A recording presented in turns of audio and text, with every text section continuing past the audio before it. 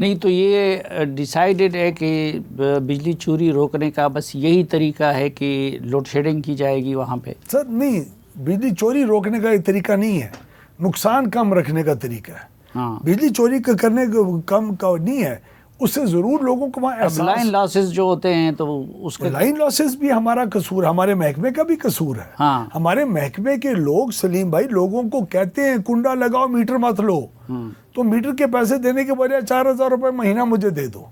تو اپنے محکمے والے کو اندر کرنے کی بجائے آپ میری بجلی کیوں بند کریں؟ محکمے والوں کو بھی اندر کریں، لیکن چوری کو بھی لا انفورسمنٹ کئی بہت اکثر ایریاز میں جب محکمے والے نہیں کہتے اور چوری ہوتی ہے.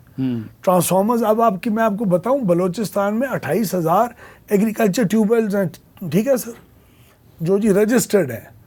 12 سے 14,000 نان رجسٹرڈ ایگریکلچر ٹیوبویلز ہیں جنہوں نے صرف کنڈا نہیں لگایا ہوا، پورا ٹرانسفارمر لا کے رکھا ہوا ہے ایچ ٹی لائن کے اوپر، اور انلیگل ٹرانسفارمر سے بجلی لے رہے ہیں. گورنمنٹ کی ریٹ نہیں ہے. یہی گورنمنٹ کی ریٹ قائم کرنے کے لیے اب چیف منسٹر صاحب سے بہت ہماری تفصیل سے ڈسکشنز ہوئی ہیں. پرائم منسٹر خود اس چیز میں انوالوڈ ہیں، اور انشاءاللہ ہمیں امید ہے. میرے اندازے کے مطابق اگر میں آپ کو کوئی روشنی at the end of the سرنگ دکھانا چاہوں، میرے خیال میں 1.5 کے اندر پاکستان کے اندر اس ڈسٹریبیوشن سسٹم کے اندر بہت بہتر فرق آئے گا، کیونکہ اس کو ہم نے جہاد کے طور پہ شروع کیا ہوا ہے. اچھا ایک چلو اگر یہی طریقہ ہے اور یہ سزا دینی ہے تو پورا سال ہے اس کے لیے. عید کے دنوں میں اور اس شدید گرمی کے دنوں میں جس میں بچے اور وہ بلک رہے ہوتے ہیں، تو اس سزا کو مؤخر کیوں کر نہیں کر لیتے؟ مؤخر کیا، ہاں عید کے دن کیا، عید کے دن کیا. پھر اصل میں ہوتا ہے کہ جن چوری کے علاقوں میں لوگوں کو پتا ہو کہ 2 یا 3 گھنٹے بجلی آنی ہے صرف پورے دن میں، تو وہ سارا وقت اپنے جو اپلائنسز ہیں وہ آن کر کے رکھتے ہیں.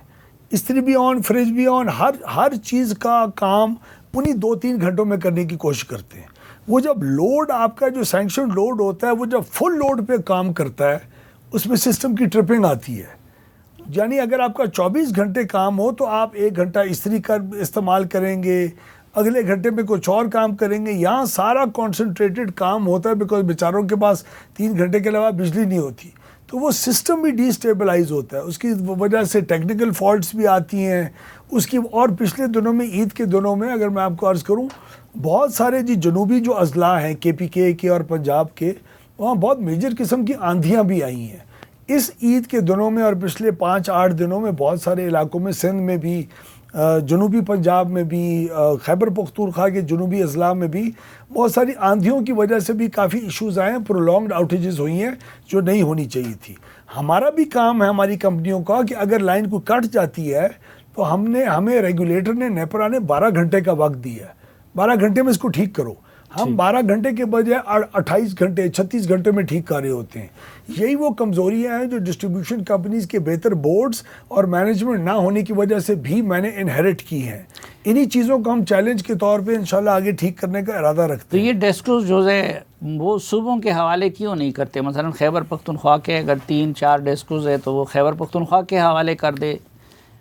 ہمیں کوئی اعتراض نہیں ہے، ہمیں قطعاً ڈسٹریبیوشن کمپنیز کو صوبوں کے حوالے کرنے میں کوئی اعتراض نہیں ہے. خیبر پختونخوا کو آپ لوگوں نے آفر کی ہے، اور یہ بات بیچ میں سر چلی بھی تھی، لیکن میرے خیال میں ان ڈسٹریبیوشن کمپنیز کو اگر جناب مجھ سے پوچھیں، اور جو ایک فیصلہ بھی کابینہ کا اب ہم نے انفورس کروا رہے ہیں اور ہو بھی چکا ہے، بھی اس حکومت نے بھی کیا ہے، پچھلی نے بھی اون اپ کیا تھا، وہ یہ ہے کہ ان کو پرائیویٹ ہاتھوں میں جانا پڑے گا. حکومت کا جوائنٹ سیکرٹری، ایڈیشنل سیکرٹری اور وزیر کمپنی نہیں چلا سکتا. مجھے لوگ آ کے کہتے ہیں CO فلاں کو لگاؤ، CFO فلاں کو لگاؤ، PD فلاں کو لگاؤ، چیف انجینئر فلاں کو لگاؤ. میں ان سے پوچھتا ہوں کہ میں نے کبھی کمپنی چلائی نہیں ہے، میں بجلی کی کمپنی کا تو ملازم کبھی نہیں رہا، مجھے ایکسپیرینس ہی نہیں ہے. میرا کام ہے پالیسی بنانا. میری پالیسی کی عقل اور سمجھ یہ کہتی ہے کہ حکومت کا کام کاروبار کرنا نہیں ہے. میری پالیسی کی عقل یہ کہتی ہے کہ میں اگر 600 ارب روپے کا نقصان بطور حکومتی وزیر اور سرکاری بیوروکریسی ان کمپنیوں کا نقصان کر رہا ہوں، ہمارا کام کمپنی چلانا نہیں ہے. تو کراچی میں وہ کے الیکٹرک کو دے دیا، لیکن ادھر تو اور بھی لوگوں کا جینا حرام کر دیا. کراچی الیکٹرک کا سلیم بھائی، کراچی الیکٹرک کے اور بھی ایشوز ہیں، وہاں بھی ریٹ آف دا گورنمنٹ کے بہت ایشوز ہیں، لیکن کے الیکٹرک اگر آج حکومت کے پاس ہوتا تو اس سے 10 گنا بدتر ہوتا. اور کراچی الیکٹرک کے اندر لائن لاسز کم ہوئے ہیں پرائیویٹائزیشن کی وجہ سے.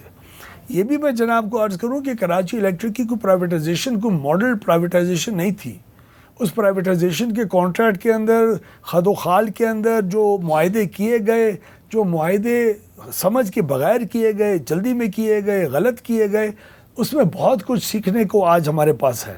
اس لیے آج ہم جب خد و خال پورا بنا رہے ہیں کہ باقی کمپنیز کو کس طرح پرائیویٹائز کیا جائے گا، تو اس کے اندر اس سے بہت کچھ سیکھ رہے ہیں اور انشور کر رہے ہیں کہ میرے کنزیومر کو جب پرائیویٹ سیکٹر کے پاس چلا جائے گا تو شادی کو توڑنا اور طلاق لینا بدترین چیز ہوتی ہے.